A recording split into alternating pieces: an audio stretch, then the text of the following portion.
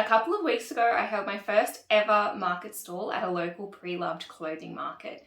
It's something I've been wanting to do for quite a while now, and I finally got myself organised to do it. Quibble Market's a relatively new community event with 2 locations in the Ipswich region.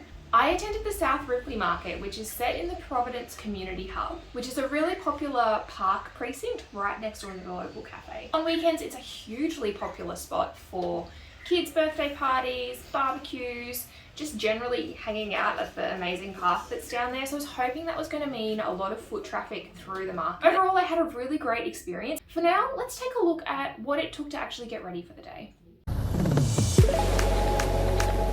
One of the most appealing things about Quibble Market, other than being really local for me, was the cost to set up a stall and what was included. So the ticket was $60, which is really reasonable considering the cost of some of the other really big markets around the Brisbane region. And that also included a rack and all your legal liability. So you didn't have to have your own market stall coverage. I thought it was really great value for a 4-hour market on a Sunday morning. I also purchased a Square reader for the day so I could accept card payments. So my initial outlay for the market was $99 when I take into account the ticket and the Square reader. Obviously that Square reader is a one-time investment as well. I'm set up with that for next time. I made myself a rule that I was only going to pull from existing stock. A lot of my intent behind doing the market was to see if I could start to move some of the stock that had been sitting around my store for a long time. So I didn't purchase anything new specifically for this market. My goal for the day was to break even my ticket and Square reader costs because the cost of goods are kind of already sunk costs in my store. This was also a really good opportunity for me to be in my local community and maybe get my business name out there. So I had a bit of a think about how I could do that, and I printed a few different signs to hang around my stall for the day. First one was about the market stall itself. So I attached my business name to it. I had a bit of a description about the styles and sizes that I was carrying in to try to get buyers' attention as they were walking past. And then the other thing that I also printed out to take along with me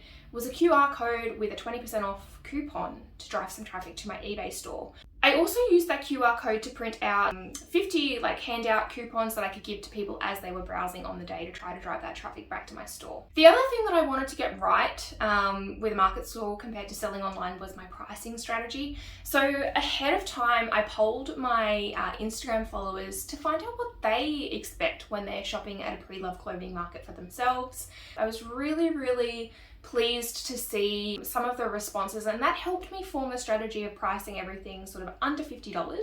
Now, a lot of these items were heavily discounted compared to what they were online. I was completely happy with that strategy, considering that I was trying to move this stock on.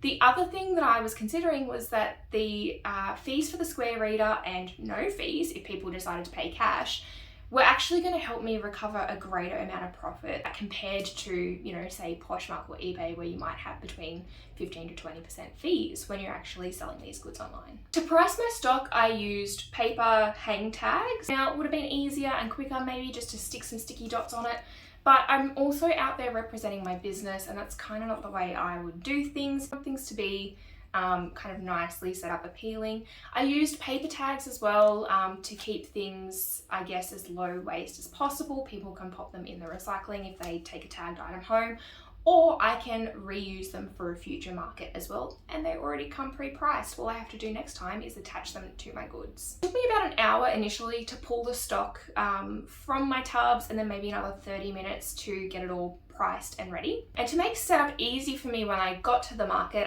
I actually packed most things already on hangers into 2 wheelable suitcases so that I could just get there and pull it straight out onto the racks. So to set up on the day, it only took me about 20 minutes using that approach. I did take 1 tub of stock that wasn't already pre-hung, and I had some spare hangers. Because it was a very small space, I wanted to make sure I wasn't getting in people's way. So my plan was to have everything out on the rack, ready and organized by size, so that it was easy for people just to come in and shop in my store. Now on that, the sign that I mentioned I found really useful for getting people to double back and look at my store. I took sizes 6 to 22, although I think some people maybe assumed when they saw me that I might not have had that size range if they think that I'm selling my personal stuff. But I noticed that people did do a bit of a double take and a backward step to my store when they looked at that size range, and I could quite easily direct them to where those sizes were on the racks. To make things easy for myself on the day, I took a small crossbody bag that I could fit everything in. So what I packed in there was some small change coins, my square reader, my handout coupons, and also some small notes so that I could make it easy for people to pay cash as well. When the doors opened at 8 a.m, it got really busy really quickly, and I made 8 sales during the first 2 hours. However, shortly after 10 a.m. and for the last 2 hours, the foot traffic really slowed down to a trickle. Unfortunately, after 10, I didn't make any sales. But definitely what I noticed was that while there were people in there, sales were flowing. So I think if I could attend a market that had that traffic for the full time, I really could have capitalized on that opportunity to move this stock. When the markets wound up at midday, I kind of expected the pack down to be more difficult, but within 15 minutes, I had everything packed in the car and I was on the way home. So when I got home, I made a note to unpack my stock straight away so that it wasn't kind of sitting around in these suitcases all week. Probably took me about an hour to get it all tidied away. So my takings for the day, $195, which I was really happy with when you consider that I'd gone in with the goal to make $99 just to make back the cost of my ticket and a square reader. When I also take into account the cost of goods that I sold, I actually did turn a small profit. So that was $28.51 for about 7 hours of effort altogether when you take into account pulling all the stock, pricing it, setting up the 4 hours of selling, and then the pack down and putting away. Now that's obviously not an ideal financial outcome for that amount of effort, but I found that the insight I gained was the value in this experience. Being out in front of my customers, I was actually directly able to hear some feedback around the selections that I'd made for the market, about what people were shopping for, styles they were looking for, events that they might be attending, and that's all information that I can use to better shape selections for the next time I do a market. It's an opportunity we're often missing in online sales because a lot of the time we're actually not hearing customer feedback until that transaction is complete or maybe there's a problem. So for that reason alone, it's actually probably something I'll look at incorporating in my business as a regular event to attend, for both moving that stock but also gaining that type of feedback and insight directly from customers. I'll be attending Quibble's larger venue in a few months' time, and I'll be really interested to see whether the larger venue and more central location changes my outcome on the day.